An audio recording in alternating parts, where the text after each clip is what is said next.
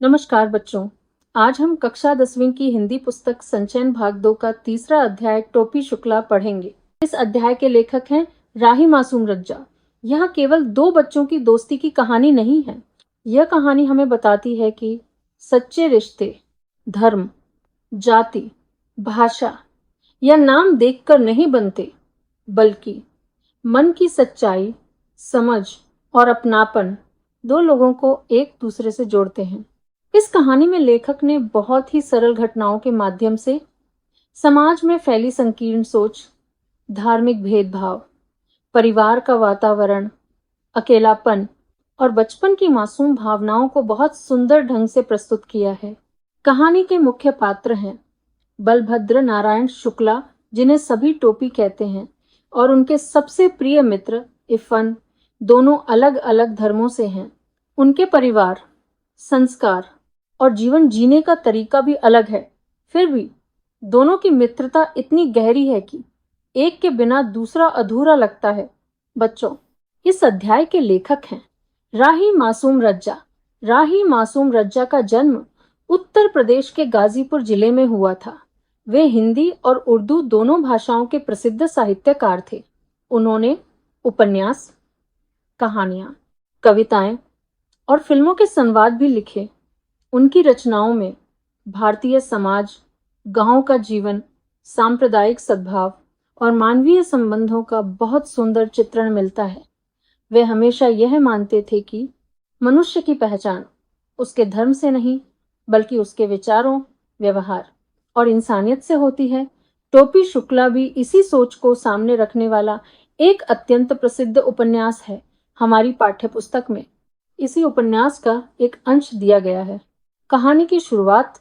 बच्चों, अब कहानी शुरू करते हैं, लेकिन ध्यान दीजिए, कहानी का नाम है टोपी शुक्ला। फिर भी लेखक शुरुआत टोपी से नहीं, बल्कि उसके मित्र इफ़न से करते हैं। अब आपके मन में प्रश्न आ सकता है, ऐसा क्यों? लेखक स्वयं इसका उत्तर देते हैं। वे कहते हैं कि टोपी को समझने के लिए सबसे पहले इफ़न को समझना आवश्यक है, क्योंकि इफ़न टोपी का पहला और सबसे सच्चा मित्र था। इसी कारण कहानी की शुरुआत इफ़न के परिचय से होती है। इफ़न का नाम और नामों का महत्व। लेखक बताते हैं कि इफ़न का वास्तविक नाम कुछ और था, लेकिन टोपी उसे हमेशा इफ़न ही कहता था। नाम सही उच्चारित न होने पर भी इफ़न ने कभी बुरा नहीं माना। वह हमेशा टोपी की बात का उत्तर देता रहा। लेखक कहते हैं कि यही उसकी सबसे बड़ी विशेषता थी। इसके बाद लेखक नामों के बारे में एक बहुत गहरी बात कहते हैं।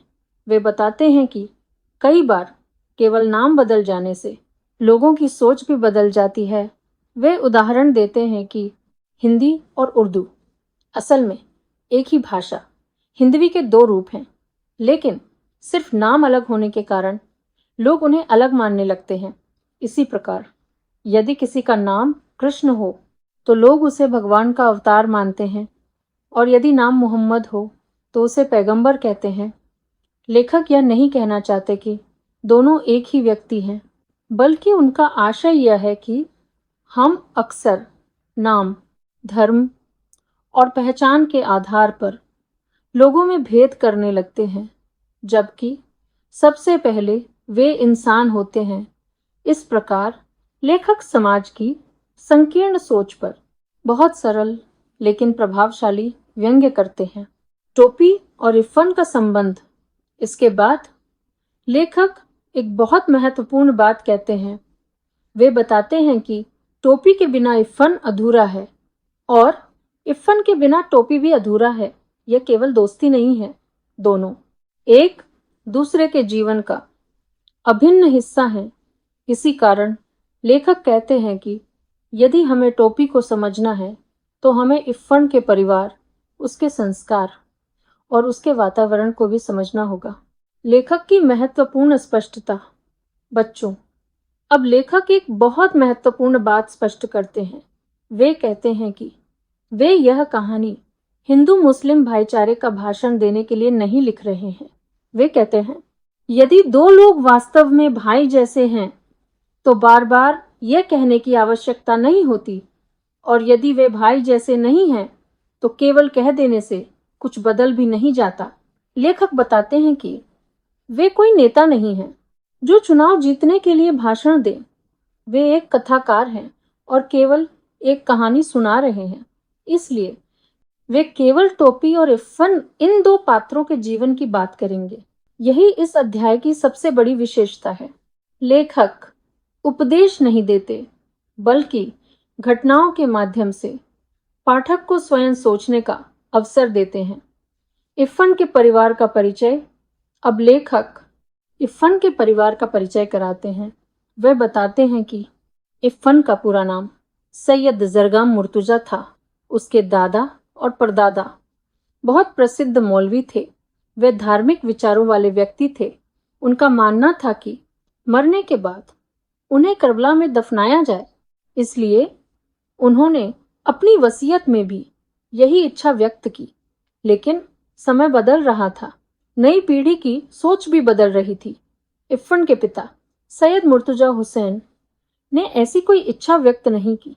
उनका अंतिम संस्कार भारत के ही एक कब्रिस्तान में हुआ। लेखक यहाँ किसी व्यक्ति की आलोचना नहीं करते। वे केवल यह दिखाते हैं कि समय के साथ लोगों की सोच और परंपराओं में परिवर्तन आता रहता है। इफ्फन की परदादी और दादी। अब लेखक इफ्फन की परदादी का उल्लेख करते हैं। वे अत्यंत धार्मिक महिला थीं। उन्होंने कई पवित्र स्थानों की यात्रा की थी, लेकिन साथ ही वे भारतीय लोक परंपराओं का भी पालन करती थीं। जब भी घर का कोई सदस्य कहीं बाहर जाता तो वे पानी से भरा घड़ा रखवाती और बुरी नजर से बचाने के लिए सदका भी उतरवाती। इसके बाद लेखक इफ्फन की दादी का परिचय देते हैं। वे भी नमाज और रोजे का पालन करती थीं, लेकिन जब उनके इकलौते बेटे को चेचक हो गई तो उन्होंने माता से अपने बेटे की रक्षा की प्रार्थना भी की। इस घटना से लेखक यह दिखाना चाहते हैं कि भारतीय संस्कृति में धार्मिक आस्था के साथ साथ स्थानीय परंपराएं भी लोगों के जीवन का हिस्सा बन जाती हैं। इसी कारण मनुष्य केवल एक धर्म से नहीं, बल्कि अपने पूरे सामाजिक और सांस्कृतिक वातावरण से प्रभावित होता है। बच्चों, अब कहानी में प्रवेश होता है उस पात्र का जिसने टोपी के जीवन पर सबसे गहरा प्रभाव डाला। वह थी इफ्फन की दादी। लेखक बताते हैं कि इफ्फन की दादी किसी मौलवी परिवार में जन्मी हुई महिला नहीं थी। वे एक जमींदार परिवार की बेटी थीं। बचपन में उन्होंने गांव का खुला वातावरण, घी, दूध, दही, लोकगीत और पारिवारिक अपनापन देखा था। लेकिन विवाह के बाद वह लखनऊ के एक मौलवी परिवार में आ गईं। यहाँ का वातावरण उनके मायके से बिल्कुल अलग था। बच्चों, लेखक यहाँ इफ्फन की दादी के मन की स्थिति को बहुत सुंदर ढंग से दिखाते हैं। वे बताना चाहते हैं कि मनुष्य जहां भी चला जाए अपने बचपन, अपने घर और अपनी भाषा को कभी नहीं भूलता। इफ्फन की दादी को अपने गांव का दही, घी, खान पान और वहां का जीवन बार बार याद आता था। जब भी वे मायके जाती, वहां की चीजें जी भरकर खाती, लेकिन लखनऊ लौटते ही उन्हें फिर मौलवी परिवार की मर्यादाओं के अनुसार जीवन बिताना पड़ता। इस प्रकार उनके मन में अपने मायके की याद हमेशा बनी रहती थी। इफ्फन की दादी पूरब की रहने वाली थी। बचपन में ही उनका विवाह हो गया था और वे लखनऊ आ गई थीं, लेकिन इतने वर्षों तक लखनऊ में रहने के बाद भी उन्होंने अपनी पूर्वी बोली नहीं छोड़ी। अब प्रश्न उठता है, उन्होंने ऐसा क्यों किया? क्योंकि भाषा केवल बोलने का माध्यम नहीं होती। भाषा मनुष्य की भावनाओं, उसकी यादों और उसकी पहचान से जुड़ी होती है। इसलिए वे जीवन भर अपनी मातृभाषा से जुड़ी रहीं। लेखक यहाँ हमें यह समझाना चाहते हैं कि मनुष्य अपनी जड़ों से कभी पूरी तरह अलग नहीं हो सकता। अधूरी रह गई इच्छा। इफ्फन की दादी के मन में एक और इच्छा थी। जब उनके बेटे का विवाह होने वाला था तो उनका मन हुआ कि विवाह में गीत गाए जाएं, संगीत हो और उत्सव मनाया जाए, लेकिन मौलवी परिवार होने के कारण ऐसा संभव नहीं था। उन्होंने अपनी इच्छा मन में ही दबा ली। हाँ, जब इफ़न का जन्म हुआ और उसकी छठी का अवसर आया, तब उन्होंने पूरे उत्साह के साथ खुशियां मनाईं। इससे पता चलता है कि वे स्वभाव से बहुत स्नेहमयी और जीवन से प्रेम करने वाली महिला थीं। बच्चों, अब लेखक एक अत्यंत मार्मिक प्रसंग बताते हैं। जब इफ़न की दादी जीवन के अंतिम समय में थीं, तो उनके बेटे ने पूछा कि क्या उनकी इच्छा है कि उन्हें करबला या नजफ ले जाकर दफनाया जाए। यह सुनकर वे नाराज हो गईं। उन्होंने कहा, यदि मेरी लाश तुम्हें संभालनी कठिन लगती है तो मुझे मेरे घर भेज देना। यहाँ घर से उनका अर्थ अपने बचपन के घर से था। उन्हें अपनी कच्ची हवेली, आम का पेड़ और बचपन की असंख्य मीठी यादें याद आने लगीं। लेखक यहाँ बहुत सुंदर ढंग से बताते हैं कि मनुष्य जीवन के अंतिम क्षणों में सबसे अधिक अपने बचपन, अपने घर और अपने प्रिय लोगों को याद करता है। अंततः उनका अंतिम संस्कार बनारस में किया गया। इफ़न और उसकी दादी। बच्चों, अब लेखक इफ़न और उसकी दादी के संबंध का वर्णन करते हैं। इफ़न अपने पूरे परिवार से प्रेम करता था। उसे अपने अब्बू, अम्मी, बाजी और छोटी बहन सब प्रिय थे, लेकिन दादी उसके सबसे अधिक प्रिय थीं। अब सोचिए, ऐसा क्यों? क्योंकि दादी उसे कभी डांटती नहीं थी, कभी मारती नहीं थी, हमेशा प्यार करती थी। रात को उसे गोद में बिठाकर सुंदर कहानियां सुनाती थी, जैसे बहराम डाकू, अनारपरी, 12 बुर्ज, अमीर हमजा, गुलकावली, हातिम ताई और पंचफुल्ला रानी की कहानियां। इन कहानियों के माध्यम से इफ़न का बचपन खुशियों से भर जाता था। दादी की भाषा। बच्चों, इफ़न की दादी जब कहानी सुनाना शुरू करती तो उनकी शुरुआत भी अपनी पूर्वी बोली में होती। उनकी भाषा पूरी तरह ग्रामीण, सरल और अपनापन से भरी होती थी। इफ़न कभी उनकी भाषा का मजाक नहीं उड़ाता था। उसे दादी की हर बात बहुत अच्छी लगती थी, लेकिन उसके अब्बू चाहते थे कि वह शुद्ध उर्दू बोले। जब इफ़न दादी से इसकी शिकायत करता तो वे मुस्कुराकर कहती, बेटा, तुम अपने अब्बा की भाषा ही बोलो, और फिर मुस्कुराते हुए नई कहानी शुरू कर देती। इस घटना से लेखक यह दिखाना चाहते हैं कि सच्चा प्रेम किसी भाषा का मोहताज नहीं होता। टोपी का इफ़न के घर जाना। बच्चों, अब कहानी में टोपी का प्रवेश होता है। जब भी टोपी इफ़न के घर जाता तो वह सीधे इफ़न की दादी के पास जाकर बैठता। उसे इफ़न की अम्मी या बाजी से विशेष लगाव नहीं था, लेकिन दादी के पास बैठकर उसे एक अलग ही अपनापन महसूस होता था। इफ़न की अम्मी और बाजी कभी-कभी टोपी की बोली का मजाक भी उड़ाती थीं, लेकिन दादी हमेशा टोपी का पक्ष लेती थीं। वे उसे अपने पास बुला लेती और प्यार से बातें करती। उनकी हर बात टोपी के मन को मिठास से भर देती। टोपी को क्यों अच्छा लगता था उनका साथ? अब आपके मन में प्रश्न आ सकता है कि आखिर टोपी इफ़न की दादी से इतना प्रभावित क्यों था? इसका उत्तर लेखक धीरे धीरे देते हैं।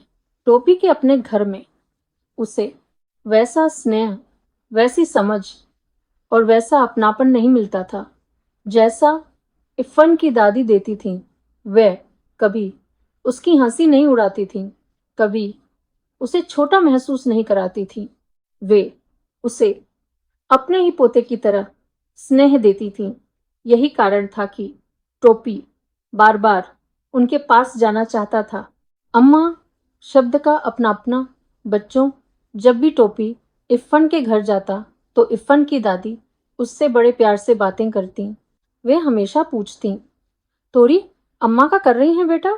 शुरुआत में टोपी समझ ही नहीं पाया कि अम्मा का अर्थ क्या है। बाद में उसे पता चला कि अम्मा का अर्थ माँ होता है। यह शब्द उसे बहुत प्यारा लगा। उसे लगा कि इस शब्द में बहुत अपनापन, बहुत मिठास और बहुत स्नेह छिपा हुआ है।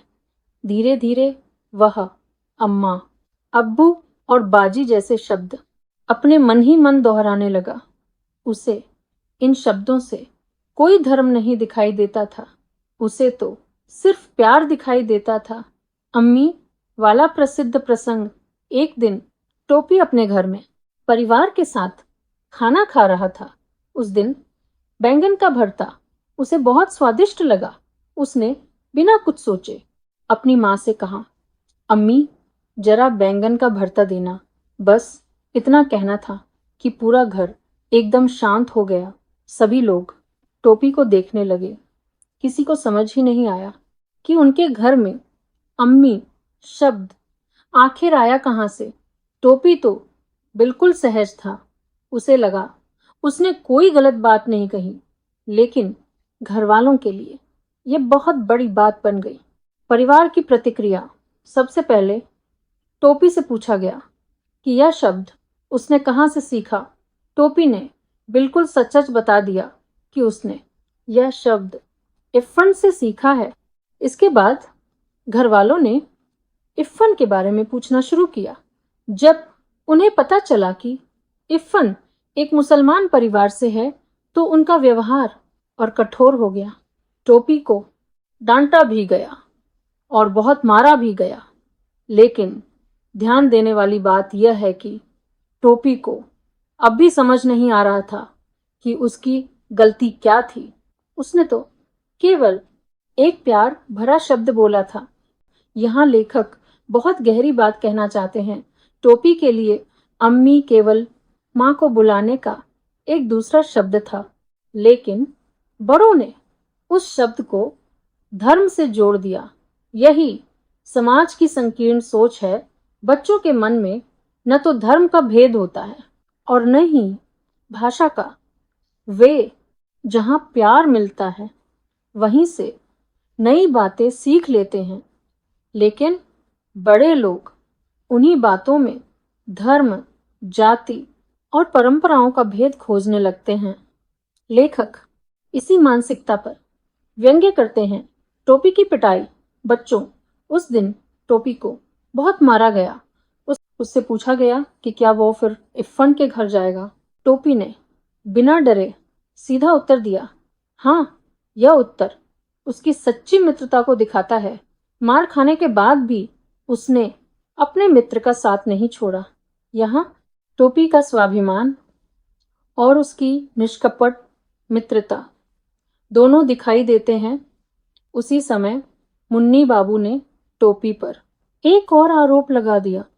उन्होंने कहा कि उन्होंने टोपी को कबाब खाते देखा है। यह बात पूरी तरह झूठ थी। असल में टोपी ने मुन्नी बाबू को कबाब खाते देखा था, लेकिन टोपी चुगली करने वाला बच्चा नहीं था।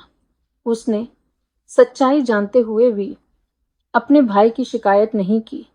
इसके विपरीत उसी पर झूठा आरोप लगा दिया गया। इस घटना से लेखक दिखाते हैं कि घर में टोपी के साथ अक्सर अन्याय होता था। दूसरे दिन टोपी बहुत उदास मन से स्कूल पहुंचा। उसने इफ़न को घर की सारी बातें बता दी। दोनों मित्र कक्षा छोड़कर पंचम की दुकान पर चले गए। इफ़न ने केले खरीदे क्योंकि वह जानता था कि टोपी फल के अलावा दूसरी चीजें नहीं खाता। यह छोटी सी घटना दोनों मित्रों के आपसी विश्वास और एक दूसरे की पसंद की समझ को दिखाती है। बच्चों, अब कहानी का सबसे भावुक प्रसंग आता है। टोपी बहुत देर तक सोचने के बाद इफ़न से पूछता है, क्या ऐसा नहीं हो सकता कि हम अपनी अपनी दादियां बदल लें? यह प्रश्न सिर्फ एक बच्चे का प्रश्न नहीं है, यह उसके मन की सबसे बड़ी इच्छा है। वह चाहता है कि उसे भी वैसा ही प्यार मिले जैसा इफ़न की दादी अपने पोते को देती हैं। इफ़न बहुत सरलता से कहता है, यह कैसे हो सकता है? वे तो मेरे अब्बू की अम्मा हैं। टोपी यह बात समझ जाता है। फिर दोनों दादियों की उम्र की बात करते हैं। इफ़न कहता है, मेरी दादी कहती हैं कि बूढ़े लोग एक दिन मर जाते हैं। टोपी तुरंत कहता है, हमारी दादी नहीं मरेंगी। उसकी यह बात दिखाती है कि वह अभी भी बच्चों जैसी मासूम सोच रखता है। इतने में घर से नौकर आता है और खबर देता है कि इफ़न की दादी का देहांत हो गया है। यह समाचार सुनकर इफ़न तुरंत घर चला जाता है। टोपी अकेला रह जाता है। वह एक कोने में बैठकर रोने लगता है। शाम को वह इफ़न के घर पहुंचता है। घर में बहुत सारे लोग थे, लेकिन टोपी को लगता है कि पूरा घर खाली हो गया है। जिस व्यक्ति के कारण उसे उस घर में अपनापन मिलता था, वह अब इस दुनिया में नहीं रही। लेखक का सुंदर संदेश। बच्चों, ध्यान दीजिए, टोपी ने कभी इफ़न की दादी के हाथ का कुछ नहीं खाया था। उसे उनका नाम भी नहीं पता था। फिर भी उनके जाने से वह इतना दुखी हो गया। क्यों? क्योंकि सच्चा प्रेम नाम, धर्म, रिश्ते या औपचारिकताओं का मोहताज नहीं होता। जहां सच्चा स्नेह मिलता है, वहीं मनुष्य का मन अपने आप जुड़ जाता है। लेखक यही बात इस पूरे प्रसंग के माध्यम से समझाना चाहते हैं। जब टोपी इफ़न से मिलता है तो वह मासूमियत से कहता है, काश तुम्हारी दादी की जगह मेरी दादी मर गई होती। बच्चों, टोपी यह बात किसी की मृत्यु की इच्छा से नहीं कहता। वह सिर्फ इतना कहना चाहता है कि उसे इफ़न की दादी से बहुत प्रेम था। दोनों मित्र कोई उत्तर नहीं दे पाते। वे चुपचाप एक दूसरे के साथ बैठकर रोने लगते हैं। यही इस प्रसंग का सबसे भावनात्मक अंत होता है। बच्चों, कुछ समय बाद इफ़न के पिता, जो कि एक कलेक्टर थे, का तबादला मुरादाबाद हो जाता है। इसी कारण पूरा परिवार वहां चला जाता है। इफ़न के जाने के बाद टोपी पूरी तरह अकेला पड़ जाता है। सोचिए, जिस मित्र के साथ वह अपने मन की हर बात कहता था, वही अब उसके पास नहीं था। लेखक बताते हैं कि इफ़न की दादी के जाने से टोपी पहले ही दुखी था। अब इफ़न भी चला गया। इस प्रकार उसका अकेलापन और बढ़ गया। नया कलेक्टर और उसके बच्चे अब शहर में। नए कलेक्टर साहब आते हैं। टोपी सोचता है, शायद इस बार उसे फिर एक नया मित्र मिल जाएगा, लेकिन ऐसा नहीं होता। कलेक्टर साहब के 3 बेटे थे, बिलू, गुड्डू और डब्बू। तीनों का व्यवहार टोपी से बिल्कुल अलग था। वे अपने पिता के पद का अहंकार रखते थे। उन्हें लगता था कि वे दूसरे बच्चों से श्रेष्ठ हैं। यही कारण था कि उन्होंने टोपी से मित्रता करने में कोई रुचि नहीं दिखाई। क्रिकेट वाला प्रसंग। बच्चों, इफ़न के मुरादाबाद चले जाने के बाद टोपी पहले से भी अधिक अकेला हो गया।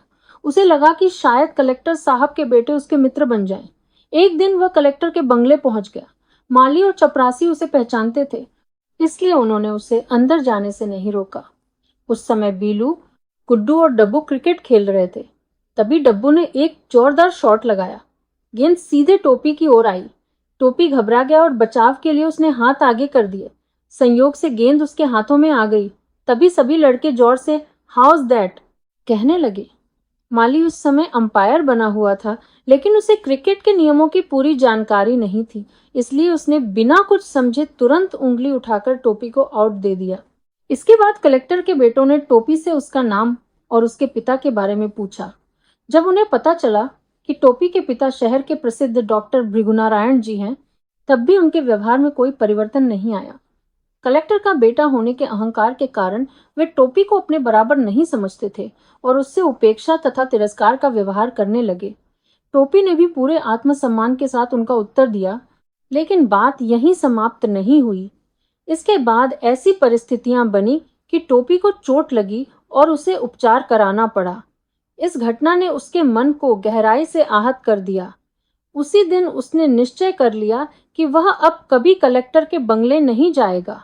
लेखक इस प्रसंग के माध्यम से यह बताना चाहते हैं कि अहंकार और सामाजिक भेदभाव सच्ची मित्रता के सबसे बड़े शत्रु होते हैं। मित्रता कभी किसी के पद, प्रतिष्ठा या धन से नहीं बनती, बल्कि सम्मान, समानता और अपनत्व की भावना से बनती है। अपमान और मारपीट। बच्चों, टोपी स्वाभिमानी था। उसने अपना अपमान सहन नहीं किया। उसने उनके व्यवहार का विरोध किया, लेकिन बात बढ़ गई। बीलू ने टोपी को मार दिया। इसके बाद पालतू कुत्ते को भी उसकी ओर छोड़ दिया गया। कुत्ते ने टोपी को काट लिया। उसे पेट में 7 इंजेक्शन लगवाने पड़े। यह घटना टोपी के मन पर बहुत गहरा प्रभाव छोड़ती है। उस दिन के बाद वह कभी कलेक्टर के बंगले नहीं गया। अब टोपी किसके पास जाए? बच्चों, अब सोचिए। टोपी के पास अपनी बातें कहने वाला कोई भी नहीं बचा, न इफ्फन न उसकी दादी। घर में भी कोई उसे समझने वाला नहीं था। ऐसी स्थिति में उसे एक व्यक्ति का सहारा मिला। वह थी घर की बूढ़ी नौकरानी सीता। उसे घर के सभी लोग डांटते थे। ठीक उसी प्रकार टोपी को भी घर में अक्सर डांट पड़ती थी। शायद इसी कारण दोनों एक दूसरे का दर्द समझने लगे। सीता टोपी को अपने बेटे की तरह चाहने लगी और टोपी भी उसके पास बैठकर सुकून महसूस करता था। लेखक यहाँ यह दिखाना चाहते हैं कि सच्चा अपनापन रिश्तों से नहीं, बल्कि भावनाओं से बनता है। नया कोट। कुछ समय बाद सर्दियां आ गईं। घर में मुन्नी बाबू के लिए नया कोट खरीदा गया। भैरव के लिए भी नया कोट बनवाया गया।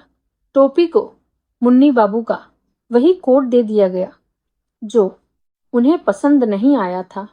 अर्थात टोपी के हिस्से में नई चीज नहीं, बल्कि उतरन आई।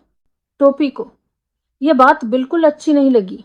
उसने वह कोट घर की दूसरी नौकरानी केतकी के बेटे को दे दिया। उस गरीब बच्चे के लिए वह कोट बहुत बड़ी खुशी थी, लेकिन घर वालों को यह बात पसंद नहीं आई, क्योंकि अब वह कोट वापस नहीं लिया जा सकता था। इसलिए निर्णय लिया गया कि टोपी पूरी सर्दी बिना कोट के रहेगा। टोपी का स्वाभिमान। जब टोपी से कहा गया कि अब उसे ठंड सहनी पड़ेगी, तो उसने अपनी मासूम शैली में कहा, हम झाड़ा नहीं खाएंगे, भात खाएंगे। यह सुनकर घर वाले और नाराज हो गए। बात बढ़ती गई। टोपी ने अपनी दादी की अंधी आज्ञाकारिता स्वीकार नहीं की। उसने सीधे प्रश्न भी किए।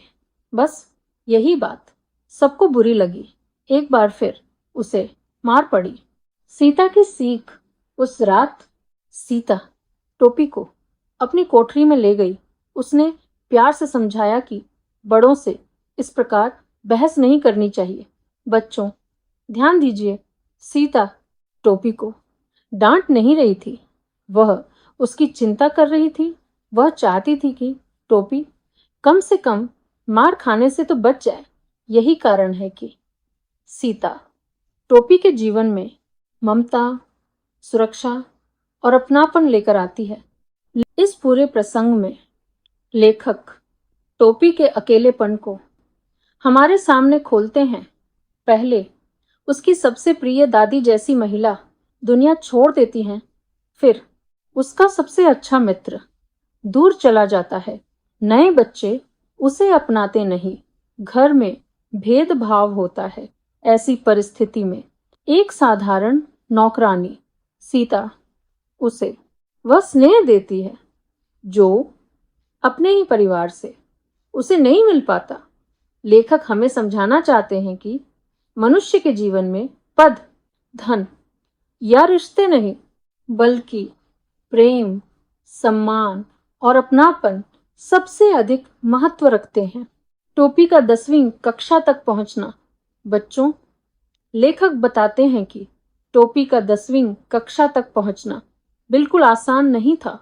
उसे बार बार कठिनाइयों का सामना करना पड़ा।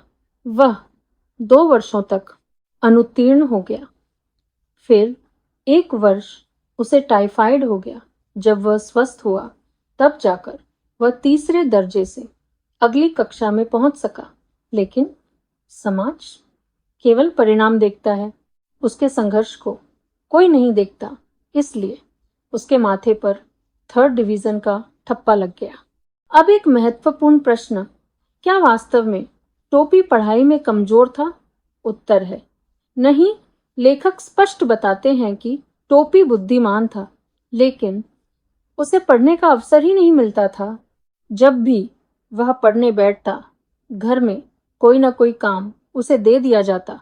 कभी मुन्नी बाबू बुला लेते, कभी राम दुलारी कोई काम बता देती, और यदि यह सब भी न होता तो भैरव उसकी कॉपियों से हवाई जहाज बना देता। ऐसे वातावरण में किसी भी बच्चे का मन पढ़ाई में कैसे लगेगा? इस प्रकार लेखक यह बताना चाहते हैं कि हर असफल विद्यार्थी आलसी या अयोग्य नहीं होता। कई बार उसकी परिस्थितियां उसकी असफलता का कारण बनती हैं। साथियों से बिछड़ना। बच्चों, जब टोपी पहली बार अनुत्तीर्ण हुआ तो उसके सभी मित्र अगली कक्षा में चले गए, लेकिन वह उसी कक्षा में रह गया। अब उसे अपने से छोटे बच्चों के साथ बैठना पड़ता था। सोचिए, एक बच्चे के लिए यह कितना कठिन होता होगा। उसके पुराने मित्र आगे बढ़ गए और नए बच्चों के बीच वह स्वयं को अजनबी महसूस करने लगा। धीरे धीरे उसका अकेलापन और गहरा होता गया। विद्यालय में उपहास बच्चों समस्या केवल सहपाठियों तक सीमित नहीं थी। विद्यालय के कुछ शिक्षक भी अनजाने में उसका मन दुखा देते थे। जब भी किसी छात्र को समझाना होता तो वे टोपी का उदाहरण दे देते, अर्थात यदि ठीक से पढ़ाई नहीं करोगे तो टोपी की तरह उसी कक्षा में रह जाओगे। सोचिए, बार बार पूरी कक्षा के सामने इस प्रकार किसी का उदाहरण बनना कितना अपमानजनक होता है। पूरा वर्ग हंस पड़ता और टोपी अंदर ही अंदर टूटता चला जाता। अंग्रेजी के अध्यापक की बात। एक दिन अंग्रेजी साहित्य के अध्यापक ने भी उस पर व्यंग्य किया। उन्होंने कहा, तुम तो 3 वर्षों से यही पुस्तक पढ़ रहे हो, तुम्हें तो सारे उत्तर याद हो गए होंगे। यह सुनकर पूरी कक्षा हंसने लगी। बच्चों, ध्यान दीजिए, शिक्षक का उद्देश्य शायद मजाक करना नहीं था, लेकिन उनकी बात टोपी के मन को बहुत गहराई से चोट पहुंचा गई। लेखक यहाँ हमें यह सोचने पर मजबूर करते हैं कि शिक्षक के शब्द विद्यार्थी के जीवन पर बहुत गहरा प्रभाव डालते हैं। अब्दुल वहीद की बात। उसी दिन अवकाश के समय अब्दुल वहीद, जो कक्षा का सबसे होनहार छात्र था, टोपी से कहता है, तू हम लोगों के साथ क्यों रहता है? अगले साल हम सब आगे चले जाएंगे, फिर तुझे अपने से छोटे बच्चों के साथ ही रहना पड़ेगा। बच्चों, ये बात सीधे टोपी के हृदय में उतर गई। पहली बार उसे अपनी स्थिति का पूरा एहसास हुआ। यहीं से उसके जीवन में एक नया परिवर्तन शुरू होता है। टोपी का संकल्प। अब्दुल वहीद की बात सुनकर टोपी ने मन ही मन एक दृढ़ निश्चय किया। उसने सोचा, अब चाहे कितनी भी कठिनाई आए, बीमारी आए या कोई और समस्या, लेकिन अब उसे हर हाल में अगली कक्षा में जाना है। यही उसके जीवन का सबसे बड़ा संकल्प बन गया। लेकिन जैसे ही टोपी पढ़ाई में मन लगाने लगा, वैसे ही घर में चुनाव का वातावरण शुरू हो गया। उसके पिता चुनाव लड़ रहे थे। पूरा घर चुनावी गतिविधियों में व्यस्त हो गया। घर में शोर, आने जाने वाले लोग, बैठकें और भाग दौड़, सब कुछ चल रहा था। ऐसे वातावरण में एकाग्र होकर पढ़ाई करना बहुत कठिन था। फिर भी टोपी ने हार नहीं मानी। परीक्षा का परिणाम, चुनाव समाप्त हुए। फिर टोपी ने जितना संभव हो सका उतनी मेहनत की। अंततः वह परीक्षा में उत्तीर्ण हो गया। हालांकि उसे फिर से तीसरा दर्जा मिला, लेकिन इस बार उसके लिए अंकों से अधिक महत्वपूर्ण था अपनी हार पर विजय प्राप्त करना। परिणाम घोषित होने के बाद जब टोपी का परीक्षा परिणाम आया तो वह इस बार भी 3rd डिवीजन में ही उत्तीर्ण हुआ। यह देखकर उसकी दादी ने व्यंग्य भरे स्वर में कहा, वाह, तीसरे साल भी तीसरा दर्जा, रफ्तार तो बड़ी अच्छी है। दादी की यह बात सुनकर सभी के लिए यह केवल एक ताना हो सकता था, लेकिन टोपी के मन को यह बहुत गहराई से चोट पहुंची। वह चुप रहा, पर भीतर ही भीतर उसने इस अपमान को अपनी कमजोरी नहीं बल्कि आगे बढ़ने की प्रेरणा बना लिया। यहीं पर टोपी शुक्ला अध्याय की कहानी समाप्त होती है, लेकिन यह केवल 2 मित्रों की कहानी नहीं बल्कि मानवता, सच्ची मित्रता, संवेदनशीलता और संघर्ष की प्रेरणादायक कहानी है। यह अध्याय हमें सिखाता है कि सच्ची मित्रता कभी धर्म, जाति, भाषा या नाम नहीं देखती, बल्कि मनुष्य का स्वभाव, उसकी संवेदनशीलता और उसका स्नेह देखती है। टोपी और इरफान की मित्रता इसी सत्य का सबसे सुंदर उदाहरण है। लेखक राही मासूम रज्जा इस कहानी के माध्यम से यह भी बताते हैं कि बच्चों के मन में कोई भेदभाव नहीं होता। भेदभाव समाज और बड़े लोगों की सोच से पैदा होता है। साथ ही यह अध्याय हमें यह प्रेरणा देता है कि जीवन में आने वाला हर संघर्ष हमें और अधिक मजबूत, परिपक्व और आत्मविश्वासी बनाता है। आशा है कि अब आपको टोपी शुक्ला अध्याय पूरी तरह समझ में आ गया होगा और आप इससे जुड़े सभी प्रश्नों के उत्तर पूरे आत्मविश्वास के साथ लिख पाएंगे। धन्यवाद।